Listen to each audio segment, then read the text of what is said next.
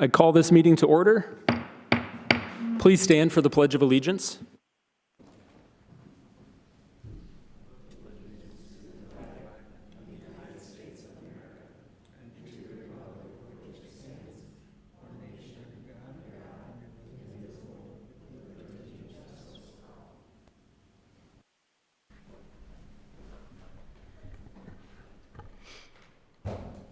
Will the city clerk please take attendance? There are 5 council members present. Deputy Mayor, Mayor Niemeyer, and Councilmember Tilton Byrne are absent, and City Attorney Vince Jones is joining us via conference call. Thank you. Okay, item number 3 is an action to approve the agenda. I'd like to entertain a motion to approve tonight's agenda. So moved. Second. It's been moved and seconded. Are there any comments on the agenda from the public?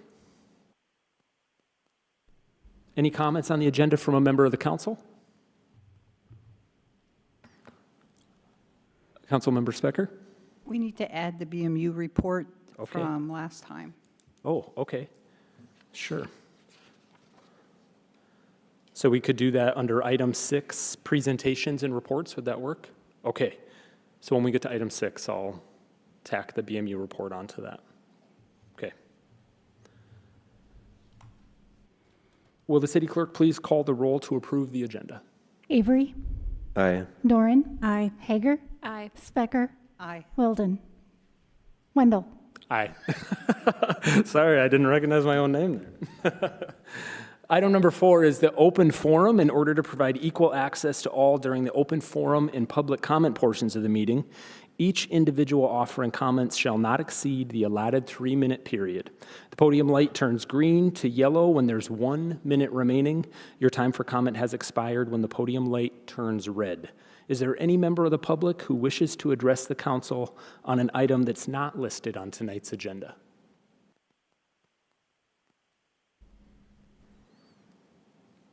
Okay, seeing none, we will go ahead and move on to our next item of business. Item number 5 is the consent agenda. Are there any items to be removed from the consent agenda?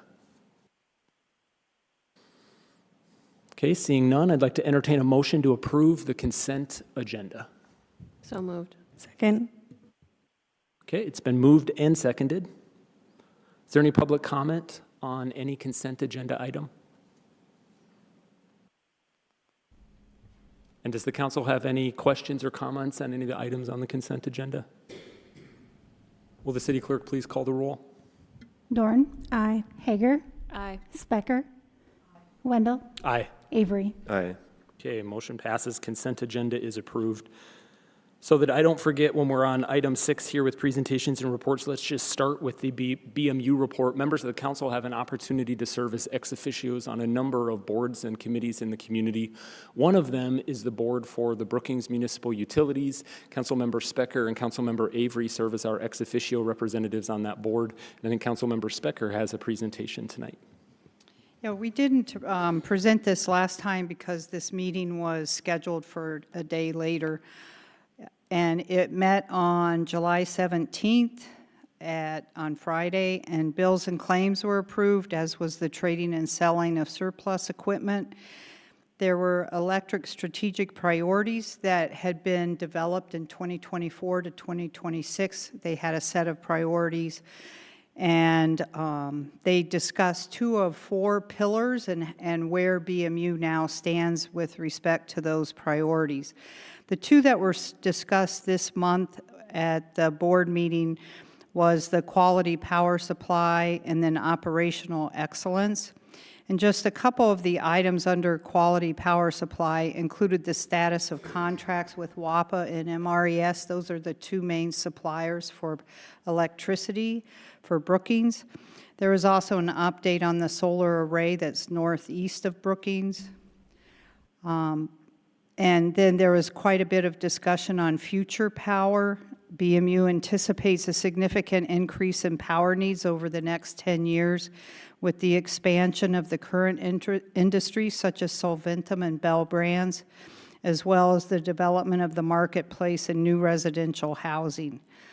Under operational excellence, the second pillar, BMU does significantly better compared to national and regional data by some of the indices that are used. One of those is a low interruption frequency index, and the other one is a low interruption duration index. So how many times power is interrupted and then for how long the power is down. Both of those indicate that BMU loses power, and the length of those power interruptions are very low relative to both regional and national data. BMU also received a national award for the highest designation for reliability. The final two pillars will be discussed at the board meeting in August. That will include enhanced customer experience and financial sustainability. And Wayne Avery will be the one that will present those next month. There were various departments that also gave their monthly reports. The one thing to note here is that the 5 megawatt solar array that is northeast of Brookings that I just mentioned previously, the pilot testing on that was completed earlier in July, and the connection of the array to the 34th Avenue substation is complete and should be operational within the next 1 to 2 months. And there will be a ribbon cutting event scheduled sometime within the next 1 to 2 months. That's all. Thank you for that, Counselor. Are there any questions or comments on Bonnie's BMU report? Okay, let's move on now to item 6A, which is a proclamation for the Americans with Disabilities Act Day. I invite Mark Sternhagen, a member of our Brookings Disabilities Awareness Committee, and Maureen Simmet, the staff liaison to the committee, to come forward and receive the proclamation. I'll meet you at the podium.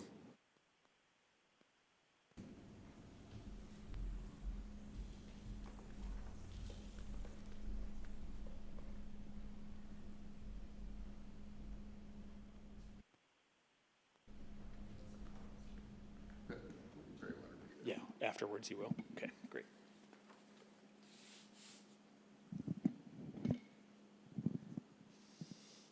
Okay, this is a mayoral proclamation on behalf of the city of Brookings, South Dakota.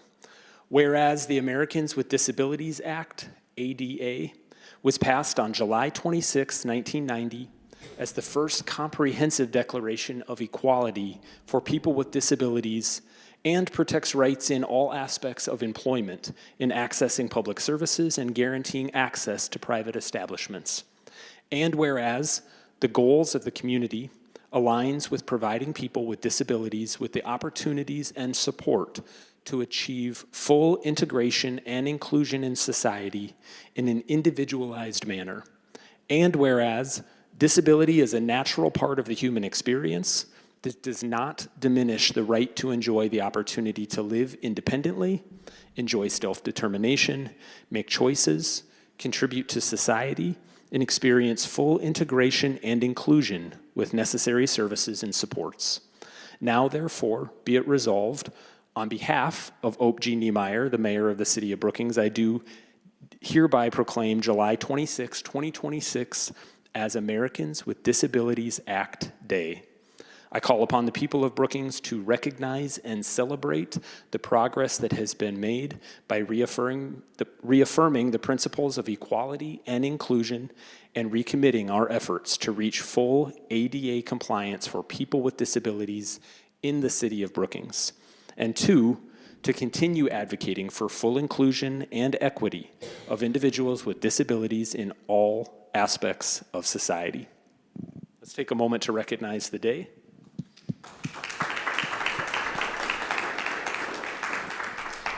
And I'll turn the mic over to Mark now. Thank you. ADA is the floor. It's definitely not the ceiling. It's a starting point. And when we think about it, it affects us all.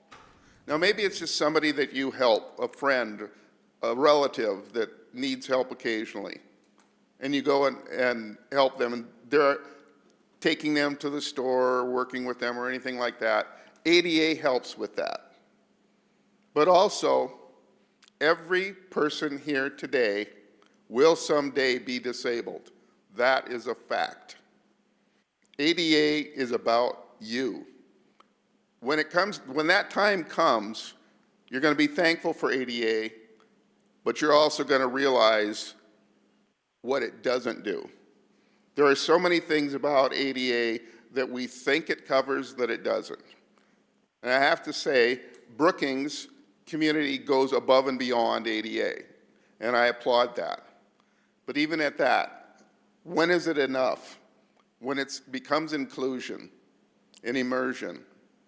And again, when it's you, it's going to make a difference.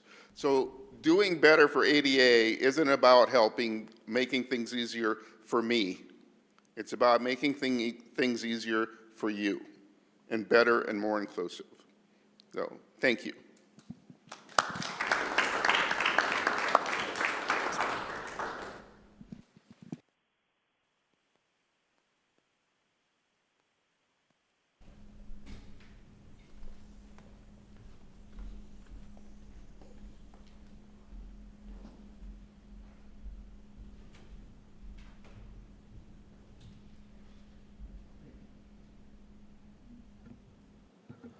Okay, we'll move on now to item 6B, which is a report on the City of Brookings 2025 Annual Comprehensive Financial Report and Audit Summary.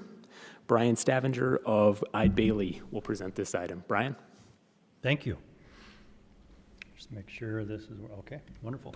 Good evening, thank you for having me. Brian Stavinger, a partner with Eide Bailly, ultimately responsible to ensure that the audit that we're presenting, or I'm presenting tonight, follows all the right rules from our standpoint, but also that the city is doing all the right things. So I'll share those results with you. I've been here the last few years and happy to do it again. This is a summarized version of the full ACFR, which is the easier way to refer to the full financial statement, but that annual comprehensive financial report, which has a lot of valuable information, a lot of details, but it also can be a little intimidating. So summarized version to give you the results, look at a few graphs, some historical trends, and take any questions or additional comments that you may have. So going into this audit, at the very top there, you can see there's really 3 different standards that we are required to follow.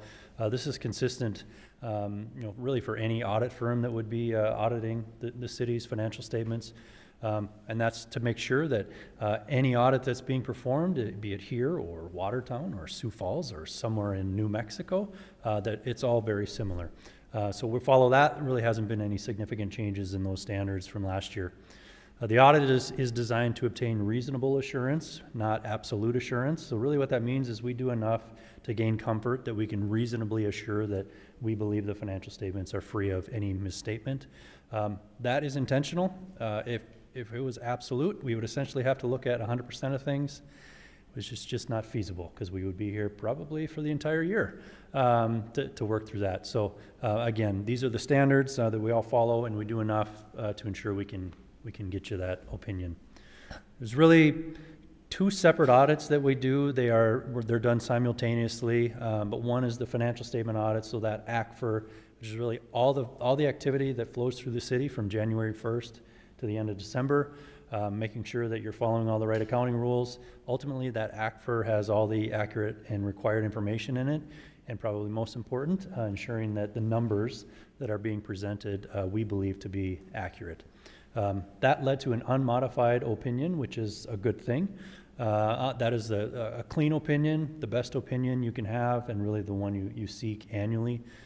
As we go throughout that audit, we do a lot of work understanding processes, procedures, and making sure there's adequate controls in place so that really any one person at the city isn't handling a transaction from beginning to end.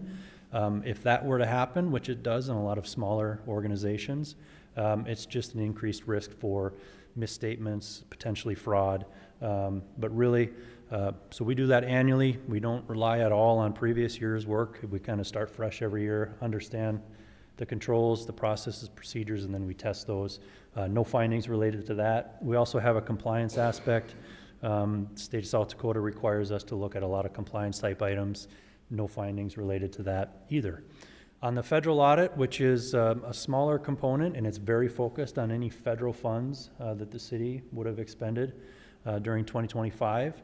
That does include We historically have included BMU and BHS if they have federal funds, kind of do it all under one umbrella. That is not required, but is definitely more efficient. So that is historically what's happened, and we continued that this year. About 1.5 million in federal dollars were spent. We looked at one program specifically, the Airport Improvement Program, also an unmodified opinion on that with no findings.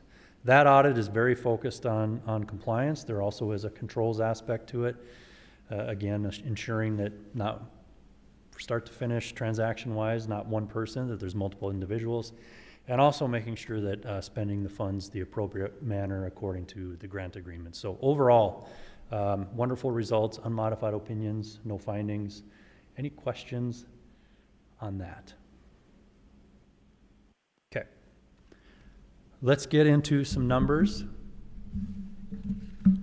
So you'll see on there, for most of these, not actually for all of these graphs, they do not include BMU or BHS. Those activities are included in the full ACFR. So if you were to look at this slide and say, wait, you said we had cash of just under 60 million. I look at the ACFR, we have way more. That's because this does not include those entities. Those entities have governing bodies that get their own separate financial statement, get their own separate report. Again, it's ultimately rolled up into the city, but for these purposes, we exclude. So what is included in this? The enterprise activity would be city-run enterprise funds, liquor, airport, golf, solid wastes, research and technology center, and then really everything else is in that governmental bucket, mainly anything funded by taxes, grants, those types of things. So you can see overall, there was definitely a big uptick in cash. Also, this does not include investments, and it does not include restricted cash. A lot of times for debt issuances, you have a requirement to maintain a certain amount of restrictions kind of as a reserve. Those are also not included on here. But definitely a ramp up beginning in 2020, continuing through 2024, a slight downtick in 2025. All of this was intentional, really, at least through 2024, and you're going to see this and you're going to hear me say this a few more times throughout the presentation, but really building up some reserves in anticipation of that public safety center, which is now really right on the horizon of actually happening. So again, you'll see that in some other slides I've got. Cash went down a little bit in 2025, still in a very good position, but mainly had some large capital projects completed, so spent down the cash. TIF 7 was distributed and really reallocated some of the cash into CDs, which are considered investments. So you'll see that on the next slide or in the next few slides. But overall, still in a good position.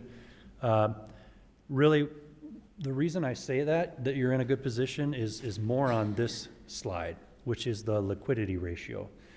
It really is looking at what do you have for liquid assets or really cash, accessible money that you can use to pay your day-to-day bills, your monthly bills, and probably most importantly, your debt service on an annual basis. Liquidity ratio is important. So what this does is this looks at what do you have for cash compared to what you have for essentially obligations or liabilities. That blue line at 1.0, that's really the minimum ratio. That means for every dollar that you have in obligations, you have a dollar in cash, so you can cover those obligations. Ideally, you are at 2.00 or above. That's really, as an industry, and I would say, when I say industry, I say all governments, generally want to have 2.00 or above. You can see you have had no problem with that and have been very consistent really the last 5 years, hanging out between 4.5 and 6.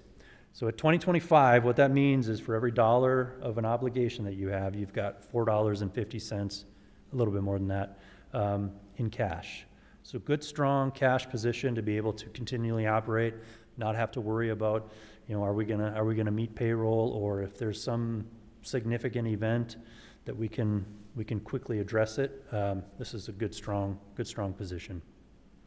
So questions on cash? Okay. If we add in investments, it doesn't look a whole lot different, kind of the way the graph goes. But again, a slight dip in 2025 overall, mainly because some significant capital projects completed. as well as closing out that TIF 7. Take a look at general fund revenues, so really your main operating fund of the city. You can see a very significant uptick in 2022. That's related to some ARPA funds that were utilized and recognized as revenue. And then really for the last 3 years, very consistent, a slight uptick in 2025, but for the most part, if you look at all those different categories, not a whole lot of change. So very consistent on the revenue side. On the expense side, it has not been the case. General fund expenditures, and I would say expenditures or expenses in general, in any sort of city you're running or a business, a school district, generally those expenditures constantly go up because just the price of paying all the wonderful people that you have, the price of supplies and goods. So that continued to have an uptick. What can swing this, at least amongst the different classifications, is capital outlay. Capital outlay is those larger capital type items that you'd be purchasing or projects you'd be doing. Now, a lot of the project-based items would not be recorded in the general fund. They've got kind of their own separate fund to track that. But within the general fund, there is capital outlay. You'll see in 2024 there was a significant uptick in that and really got back to a more normal level in 2025. And in 2024, a few projects specific to capital outlay funded by ARPA. So it's not like it was just general operating funds that were used, mainly ARPA. So, but for the most part, pretty consistent in most of these categories. At the end of the day, your general fund and really all the different funds are going to have a fund balance or really a reserve. And what do you have at 12/31 that you can utilize going forward? It's a little bit different than cash and investments because just the way accounting works. So you can see it doesn't quite follow the same pattern as cash and investments, and that's okay. This is really what you have in reserves. You can see it grew in 2025. And we're going to look at the next graph, which I think is a little bit better to look at. But those reserves, again, the growth through 2020 was in anticipation of some pretty significant projects. We all know what happened in 2020, had some impact on normal operations, but there's been a really renewed emphasis the last couple of years to continue to grow that with an intentional plan on where you're going to use that money. I got here a little bit early tonight, was talking to Ashley back there, and she was kind of saying, yep, we've got a plan for the fire building. Great. Public safety building, probably more needing to finance that, but there's a plan for that cash buildup or that fund balance buildup. Here's the best way to analyze your fund balance. What is it as a percentage of your expenditures? So of those reserves, how does that compare to your budget? Keeping in mind that your budget essentially grows every year. So if you maintained a fund balance at a certain level, but your budget continues to grow, that's going to drive these percentages down. So in general, and these fluctuate periodically, but in general, you want to have these be as consistent as you can, unless, of course, you have a very intentional plan. So you've got, at the end of 2025, just under 70% in reserves in your fund balance, in your general fund, that is unassigned. That means there are some internal earmarks for certain projects. There's also restrictions on certain funds. Those are all excluded. This is like your true rainy day fund. Just over 8 months you can operate if you had zero revenue coming in. A lot of times I'll get questions, where should we be? How does this compare to others? There is no right or wrong answer. It's really up to elected officials and management to determine where you're comfortable having that. I would say in general, most municipalities aim for a 50% minimum. Some are more comfortable lower than that. Some actually want to be higher than that. But really for the entirety of this graph, outside of a few years, you're right at that, what I would call baseline or where your peers are at. But a good, strong, healthy fund balance. And again, a reminder that Would expect that to go down over the next couple of years as you've got some pretty significant projects going on. Questions on any of that? I think there's just one more. There it is.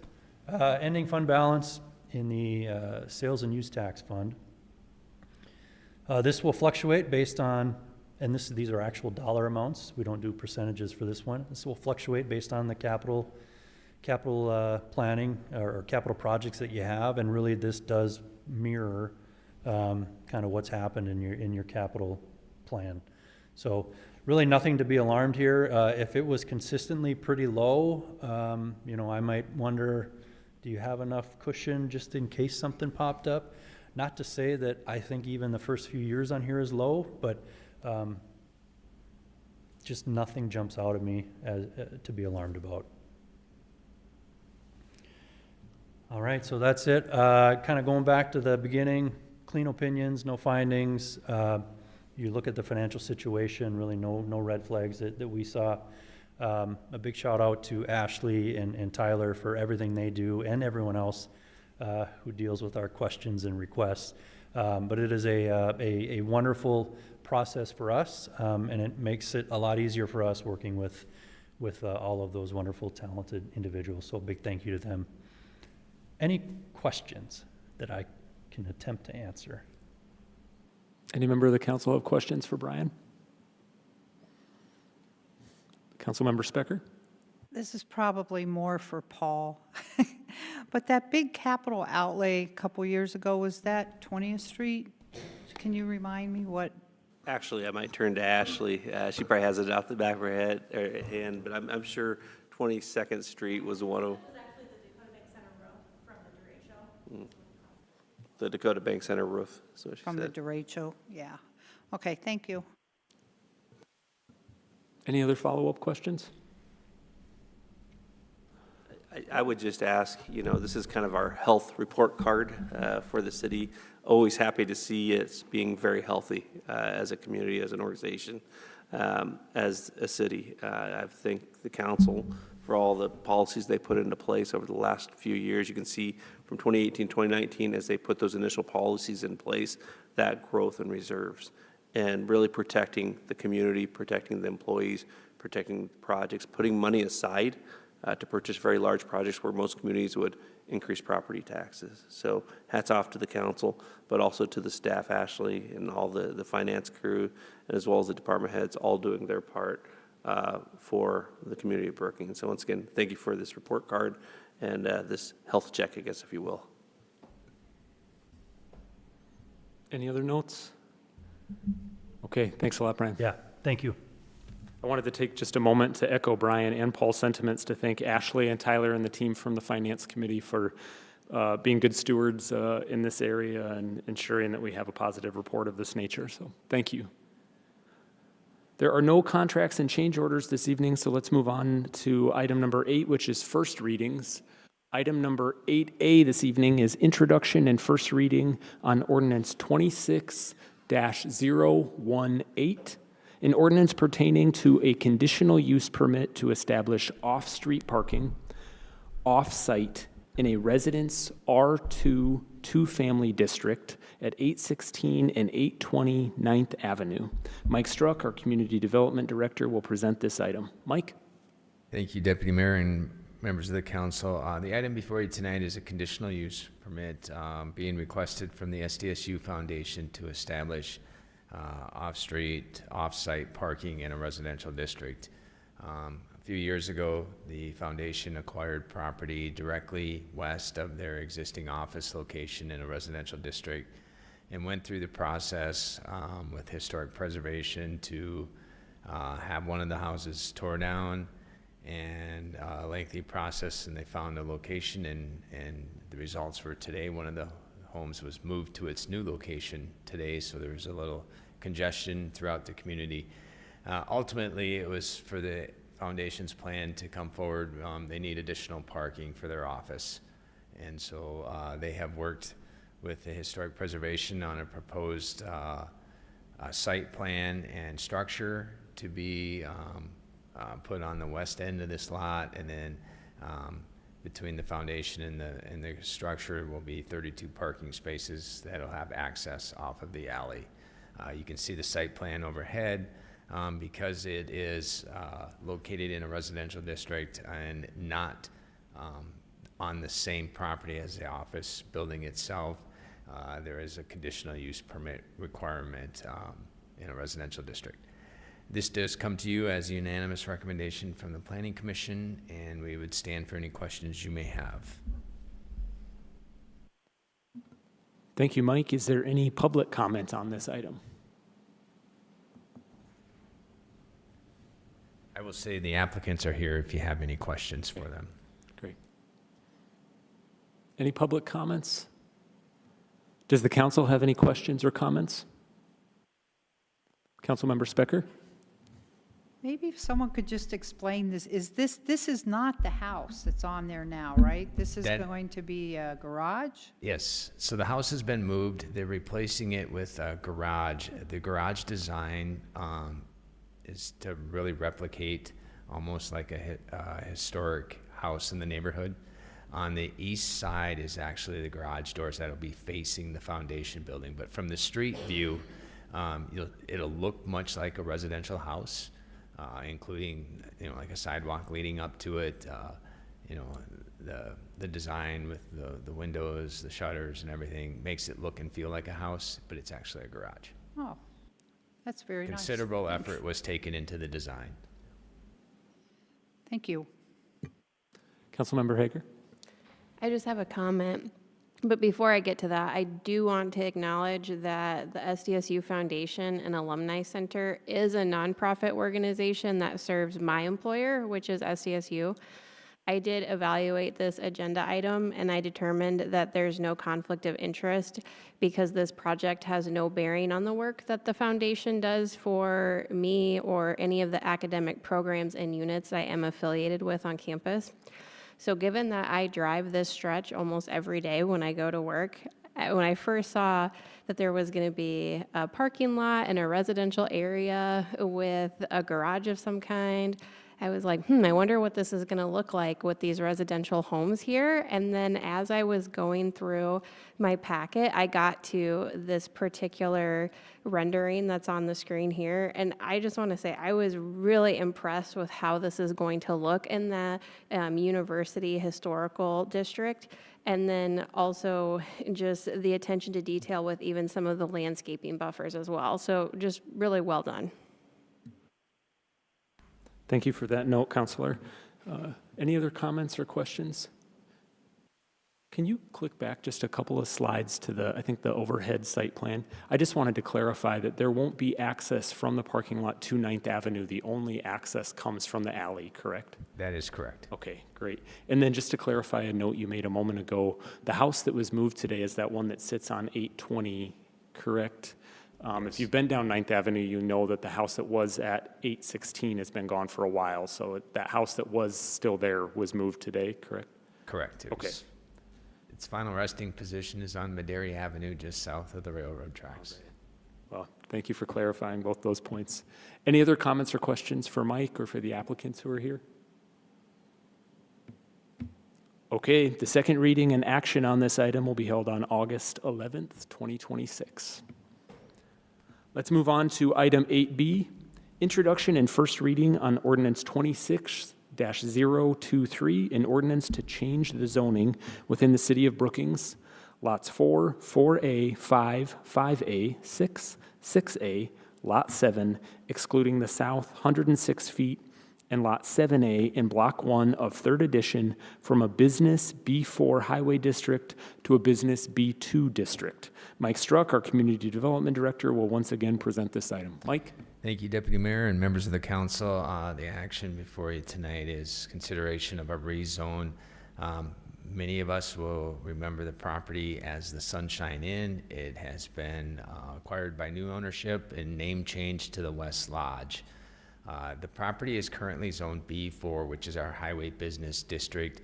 It's a large lot type zoning district with large setbacks.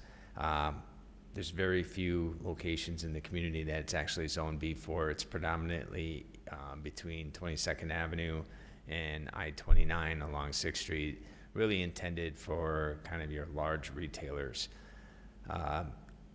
One of the challenges with the site is we're dealing with existing conditions, and they really can't meet any of the B4 zoning requirements.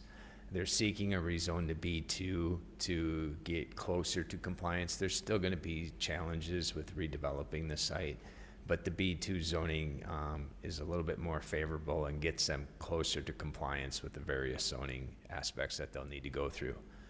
This does come to you as a unanimous recommendation from the Planning Commission, and staff supports the request, and stand for any questions you may have. Thanks, Mike. Is there any public comment on this item? Okay, any council comments or questions? Councilmember Specker? I have a question on whether or not B2A would be more appropriate here, or would that even be considered? Lodging establishments aren't allowed in the B2A, so that's why they're seeking a B2. Okay. A lot of the properties west of 22nd Avenue that are commercial are zone B2 along 6th Street. It's a little bit more favorable with smaller lots, and the setbacks are a little bit smaller, but the minimum lot area is significantly more favorable versus the B4, which requires a minimum lot area of 40,000 square feet. I promise one of these days I will figure out the different zones. Then we'll change it on you. Thanks, Mike. Any other questions or comments for Mike? Okay, second reading and potential action on this item will be held on August 11th, 2026. Let's move on now to item 9, which are second readings and public hearings. We'll start with item 9A, a second reading and action on ordinance 26-022, an ordinance authorizing budget amendment number 5 to the 2026 budget. Ashley Wrench, our finance director, will present this item. Ashley? Good evening, Deputy Mayor and members of the council. This is the second reading of ordinance 26-022, amendment number 5 to the 2026 budget. As discussed during the first reading, this budget amendment establishes $250,000 of budget authority within the Public Art Fund long-term projects account to support the Dakota Nature Park art installation project previously approved by the council. The amendment also transfers $96,230 of existing budget authority from the Public Art Fund contracted services account into the long-term projects account. That transfer is included within the total of $250,000 and simply ensures that the expenditures are all recorded in the appropriate budget line item. No changes have been made since the first reading, and staff recommends approval of this ordinance as presented. I'll stand by for questions. Thank you. Thanks, Ashley. Let's start by entertaining a motion to approve. So move. Second. Okay, it's been moved and seconded. Is there any public comment on this item? Please state your name and your address. My name is Zeno Wex, 120 21st Avenue South. Once again, I would like you to reconsider spending this money. It's going to Oregon. As many of you know, my wife and I have contributed more than this amount to SDSU for the arts, so I'm certainly not opposed to those opportunities, but at the same time, to keep that money in Brookings, or at least in the state of South Dakota, would be worthwhile. It's an awful lot of money, 2 times the Art Council's actual budget. And like I said, once again, I encourage you to not send the money to Oregon. Thank you. Are there any other public comments or questions? Okay, hearing none, does the council have any questions or comments? Councilmember Hager? So I have gotten a few questions about this particular project, especially the cost and the selection process. On the cost, I would like to thank Ashley for emphasizing how the Public Arts Commission is funding this art installation through their reserves. So emphasizing that this is not a $250,000 appropriation from this year's budget. but in fact, we're just moving the reserves into the proper line item so that those funds can be spent. You know, what the Public Arts Commission is doing is often what we all do at home, saving up for a big purchase. As far as the selection process, I don't want to belabor this point as we have talked about it extensively, but the Public Arts Commission received over 150 applications after a nationwide call for proposals.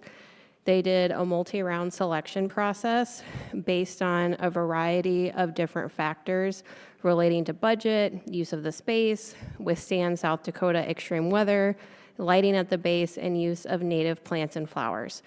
So this selected project was one that met this criteria the best, and they were especially impressed with the incorporation of indigenous South Dakota plants and flowers. I do understand that some folks are disappointed that this particular project wasn't awarded to a local artist, but for the sake of transparency, only 2 applications were received from South Dakota artists after this nationwide call. So in light of everything that we've discussed at our meetings, I do feel confident supporting this project and proceeding with it. Thank you, Counselor. Any other questions or comments from members of the council? Because this is a second reading, this is an item we've considered at other council meetings, and so if you're interested in the dialogue and ongoing conversation on this particular topic, you could view previous council meetings. I think a number of us have written about or spoken about this process. I want to commend members of the Public Arts Commission who share their energy and expertise with the community through their service on the commission, whether that's ongoing art-related projects that they invest in throughout the year or these special one-time allocations. That's a dedicated commission, and we certainly appreciate their efforts. Councilmember Specker? Yeah, I'd just like to make a comment because I was not on council when the baseball field art was done, but I would imagine it was done the same way where a call went out. I mean, those artists were not from South Dakota either, so it's not something that all of a sudden the city's deciding to spend art or spend money for art for people outside of the state or the city. So I think there's very little, you know, we do make use of local artists, and there are ways to support local artists through other parts of the Public Art Commission. And so I think that having a national call is pretty standard from what I've read. That's how a lot of places do it. Thank you. Thanks for your comments. Any other questions or comments? Okay, hearing none, will the city clerk please call the roll? Hager, Aye. Specker, Aye. Wendell, Aye. Avery, Aye. Doran. Aye. Item 9A passes. Thank you. Item 9B, a public hearing and action on Resolution 26-041, a resolution of intent to lease real property to RTI LLC. Mike Struck, our Community Development Director, will present this item. Mike? Thank you, Deputy Mayor and members of the council. The action before you tonight is a resolution of intent to lease space at the Research and Technology Center to RTI. RTI has been a tenant at the facility for approximately the past 10 years.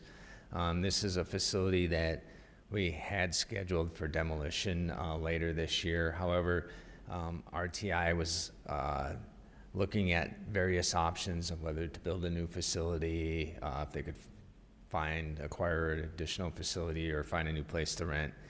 It took a little bit of time. They did find a facility just east of town. They're going through the renovation process. Their lease expires August 31st of this year. They've requested a few additional months. And so, staff is recommending that we extend the lease through the end of the year to December 31st of 2026. It's on a month-to-month basis with the same terms as they currently have, but that would just give a little bit of cushion in case there's a few delays in construction. And so that way we don't have to come back and ask for an amendment again. They're pretty confident that they'll be ready to move into their new facility October, November timeframe. But this just gives us a little bit of cushion. which brings up another issue is we will be asking to carry the funds designated for the demolition of this facility in 2026, carry them into 2027. This facility is when it was originally built back in the mid to late 90s, it served its purpose as a business incubator. There wasn't a lot of other space available. Now the private sector has developed some space. There's now the research park. The original building was kind of configured for their first tenants. They customized the interior space. It's very chopped up.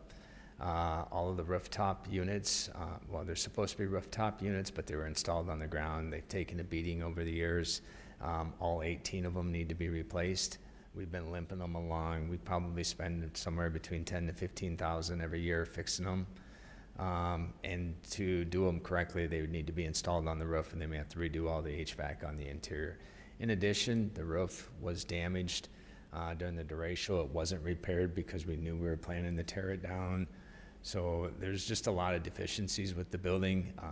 It needs a complete gut and renovation on the interior.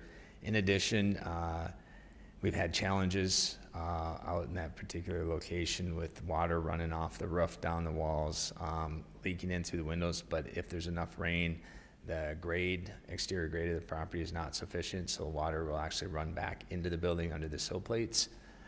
It just needs to be removed. We feel that there's a better and higher use for the property as a redevelopment opportunity. So the plans is to put it out for bid for demolition in the early part of 2027, and then work with the contractor to remove the structure, do all the appropriate backfill, and then seed it. And then we'll be looking at opportunities for redevelopment in the future. With all that being said, the action before you tonight is whether or not it's appropriate to renew the lease with RTI for about 3 to 4 additional months. I'd stand for any questions you may have. Thanks, Mike. I'll start by entertaining a motion to approve. So moved. Second. It's been moved and seconded, so let's open the public hearing on this item. Is there any public comment on item 9B?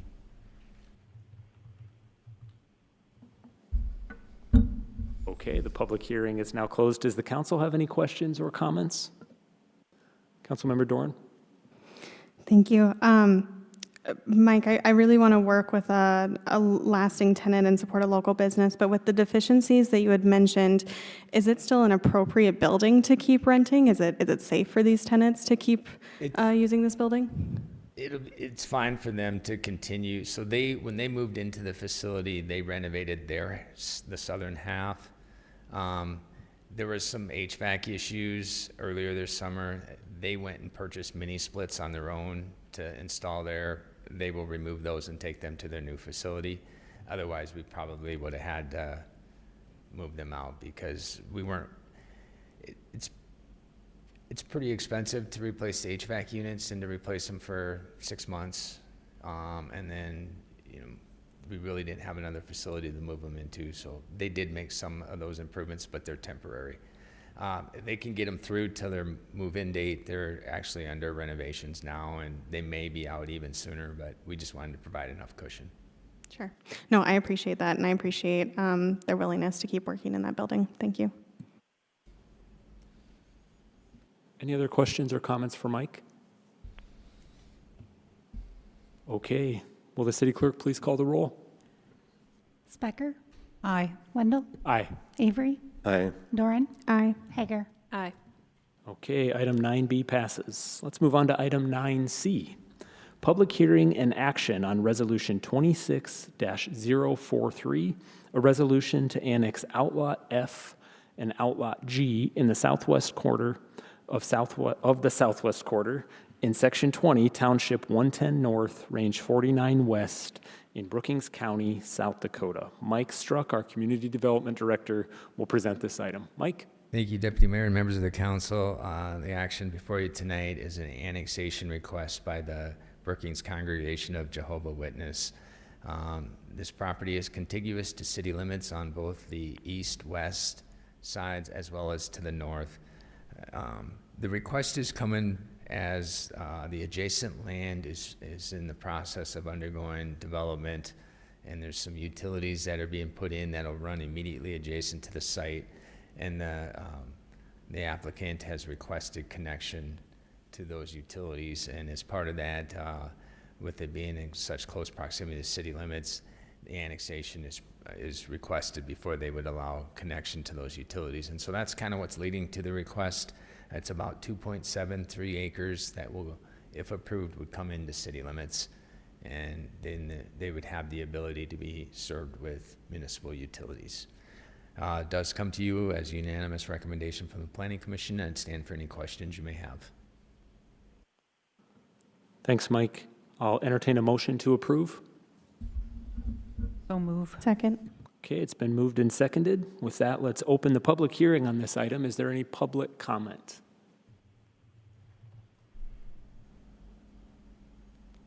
Okay, hearing none, the public hearing is now closed. Does the council have any questions or comments?